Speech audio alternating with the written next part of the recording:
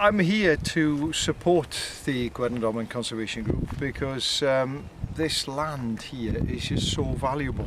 It's so valuable from a wildlife point of view. You've got barn owls, you've got grey-crested newts here, you've got long-eared bats, you've got lesser horseshoe bats here, you've got wax-cap fungi here.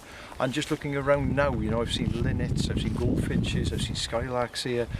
And it's just the combination of all of this wildlife you just don't see anymore in Wales. When I drive around Wales, all I see is green deserts, ryegrass. I don't see places like this because they've all been ploughed up, reseeded, sprayed, improved.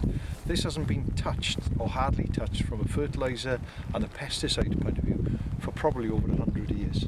That makes it pretty unique. Now, on top of the value for wildlife, you've got to think about people. You've got Caerphilly, Rudry right on the doorstep. If this is built on, where are they going to go?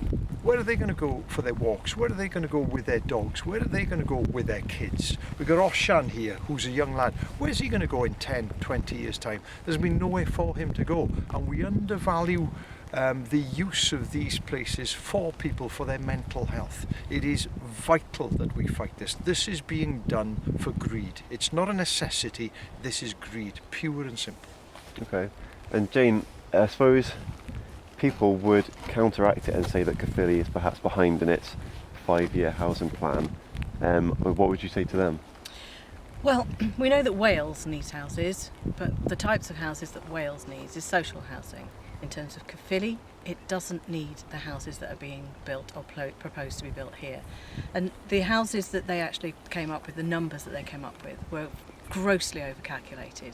Caerphilly Basin itself is on target for that housing need. So we do not need houses in Caerphilly Basin at all. This is purely and simply for a national developer's profit line, nothing to do with the community. The community here do not want these houses here.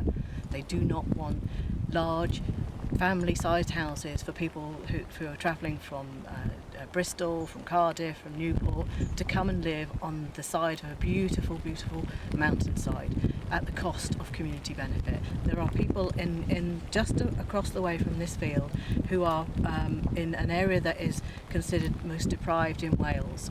This is their green lungs. The most deprived people houses in Wales actually need healthy, active lives, and this is it. What we should be doing is encouraging people to have those active, healthy lives, and this is the place that they can do it. You successfully fought off the local development plan. Gwern y Domen were one of the most vocal groups, along with others across the county borough. Were you surprised when you found out that Persimmon were still pursuing this site? No, we weren't surprised. They're quite ruthless in their business practices. We knew from the pre-application, when they put up the pre-application, we had 1,500 objection letters sent at pre-application. They're supposed to look at pre-application and make changes to their plan. They've not made a single change at all, so they've got no intention of changing their plans to make huge profits at the cost of the Caerphilly residents. Okay, and finally, Iolo, it's not an overstatement then to say that this is somewhat of a gem, but not only for South Wales but for Wales. It is a gem. If it wasn't, I wouldn't be here now. I've driven 2.5 hours to come down here to try and help to protect this. It genuinely is a gem. In those 2.5 hours, this is the first site like this that I've seen. That's how important it is.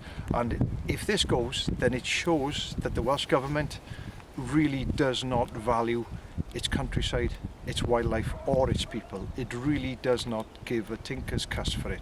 All they worry about is the dollar.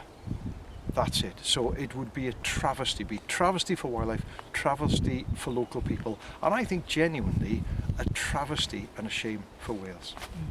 Okay, brilliant. Thank you very much. Thank you. Cheers.